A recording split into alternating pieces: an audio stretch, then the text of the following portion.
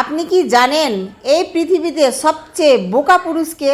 এই পৃথিবীতে সব থেকে বোকা পুরুষ সে, যে কিনা সবার সাথে সম্পর্ক ঠিক রাখতে গিয়ে নিজের স্ত্রীর সাথে সম্পর্ক দুর্বল করে ফেলে। হ্যালো এভরিওয়ান, চলে আসলাম আপনাদের সামনে। আজকে আমি খুব তাড়াতাড়ি করে রান্না করছি, কারণ আমার হাজবেন্ড ফোন করে বলল আমি আসছি, তাই আমি খুব তাড়াতাড়ি করে রান্না করছি।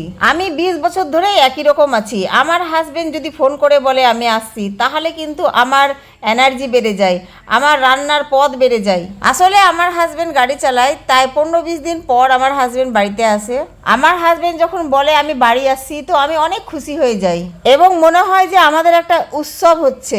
আমার একটা কথা খুবই মনে পড়ে, আমার যখন প্রথম মেয়ে হয়েছিল, মেয়ে মাত্র 40 দিনের হয়েছিল, সেই সময় আমি আমার ছোট্ট 40 দিনের মেয়েকে নিয়ে কলকাতায় ভাড়া ছিলাম। এমন ঘরে ভাড়া ছিলাম যে একেবারে ছোট্ট একটা টালির ঘরে। সেই ছোট্ট মেয়েটাকে নিয়েও আমি আমার হাজবেন্ডের জন্য অনেক পদের রান্না করতাম। এত পদ রান্না করতাম, আমার হাজবেন্ডকে খেতে খেতে বলতাম যে কয়টা পদ হয়েছে তুমি বলো তাড়াতাড়ি।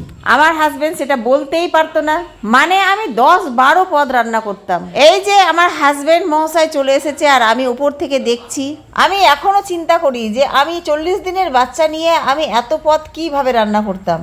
তবে আমি আগের মতো 10-12 পদ রান্না না করলেও আমার হাজবেন্ডের জন্য স্পেশালি একটু ভালো কিছু রান্না করি। খাওয়া দাওয়া শেষ করার পরে আমার হাজবেন্ড যখন বলে যে খুব তৃপ্তি করে খেলাম, তখন আমাকে খুব ভালো লাগে। আমার হাজবেন্ড সবসময় এটা কথা বলে যে বাড়ির ভাত আলাদাই, মানে আলু ভর্তা ভাত দিয়ে খেলেও আমাকে খুব ভালো লাগে। আমি আমার হাজবেন্ডকে সবসময় খুশি করার চেষ্টা করি, আমার হাজব্যান্ডকে সবসময় আনন্দে রাখার চেষ্টা করি, যাতে করে সে সবসময় খুশিতে থাকে, আনন্দতে থাকে, তার কষ্টটা ভাগ করে নেওয়ার চেষ্টা করি। এরকমই অনুভূতিটা দুই পাশ থেকেই হওয়া উচিত। যেমন আমার হাজব্যান্ডের ওপর আমার দায়িত্ব কর্তব্যগুলো আছে, ঠিক আমার হাজব্যান্ডেরও আমার উপর দায়িত্ব কর্তব্যটা থাকা উচিত। না বলার অভিমানগুলো বুঝে নেওয়া উচিত। আমার হাজব্যান্ড সঙ্গে করে দই আর মিষ্টি নিয়ে এসেছে।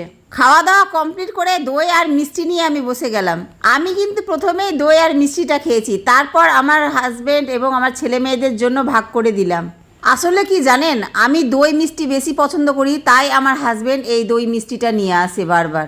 এই জন্য আমার হাজব্যান্ডকে ধন্যবাদও জানালাম। সম্পর্কটা আরও শক্তিশালী করতে চাইলে একে অপরের প্রতি কৃতজ্ঞতা জানানোটা খুবই জরুরি। ছোটোখাটো কাজের জন্য ধন্যবাদ জানানো বা প্রিয়জনের ছোট কোনো কাজ করে দেওয়া, এগুলো কিন্তু সম্পর্কের মধ্যে ভালোবাসা এবং সম্মান বজায় রাখতে সাহায্য করে। স্বামী স্ত্রীর সম্পর্কটা ভালো রাখতে চাইলে যে কোনো সমস্যায় একে অপরের পাশে থাকা এবং একে অপরকে সমর্থন করা খুবই গুরুত্বপূর্ণ। আজকের মতো এখানেই ভিডিওটা রেখে দিচ্ছি, পরবর্তী ভিডিও কিন্তু আবারও চলে আসবে। অবশ্যই সাবস্ক্রাইব করে রাখবেন, তাহলেই আপনাদের সঙ্গে নেক্সট ভিডিওতে দেখা হবে। ততক্ষণ পর্যন্ত সবাই ভালো থাকবেন এবং আমাদের জন্য সবাই দোয়া করে দিবেন, আমরা যেন সবাই ভালো থাকি আমাদের পরিবার নিয়ে। খোদা হাফেজ।